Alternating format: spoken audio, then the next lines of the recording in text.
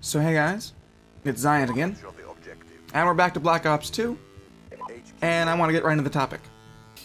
Like I said before, I watch a pro player named Fantasy, and he put out a video recently talking about Black Ops 2, and how, while it's not a perfect game, and it is by no means CoD 4, he feels that if it's done correctly, Black Ops 2 might, and that's a big might, fill the void that Promod is leaving, because it's 5 years old and no one wants to really play it anymore, at least Fantasy doesn't. And he talked about how ESL, the Electronic Sports League, I think is the correct term there, how they've put together a rule set for competitive PC Black Ops 2.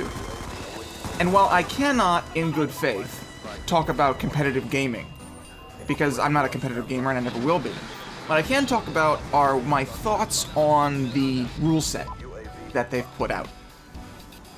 Now bear in mind, I'm not going to have the actual rule set in front of me as I'm doing this. This is all from memory, because if I switch off this channel, then the recording stops and I have to just start all over again. So let's get into it. First of all, they've restricted almost everything. No perks except awareness, and I imagine that if Treyarch gets around to fixing the footstep sound to anywhere close to where Infinity Wards is, it won't be an issue.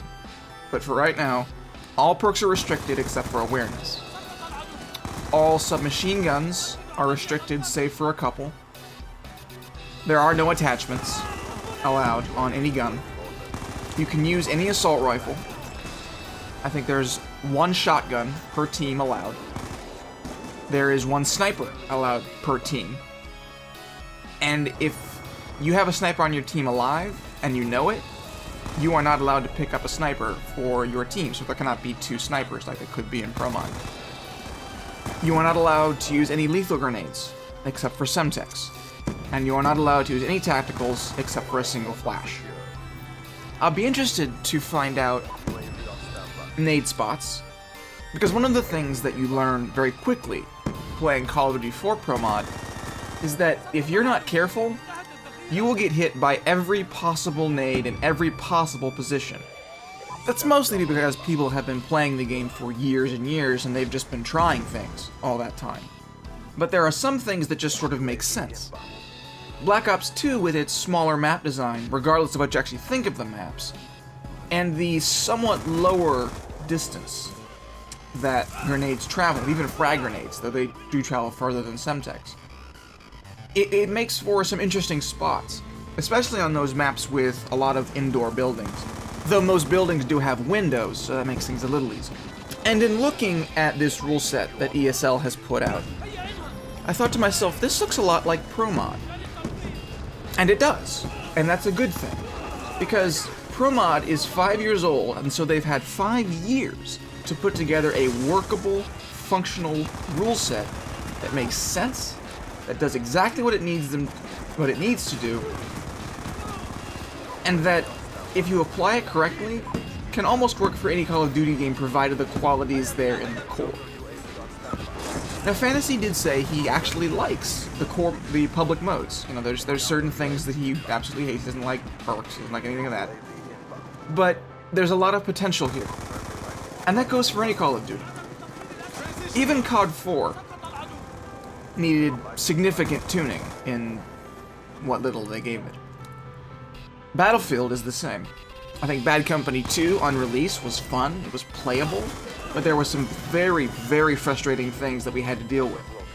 Like the Hipfire M60 was one of my personal favorites, when you could snipe with a light machine gun and not be punished for it. Battlefield 3 on release, for some it was unplayable, for various reasons, and it remained unplayable for a lot of people even to this day. But given Treyarch's record of supporting their games, I think that there will be some positive changes made. And if they play their cards right, which they've already sort of done with the theater mode and the CoD casting system, which makes shoutcasting a lot easier, because with Promod you had to mod into the Promod itself, a shoutcasting system, which means that you already had to completely change the core mechanic and then build in stuff around it. And again, you had 5 years to do that, but things get old.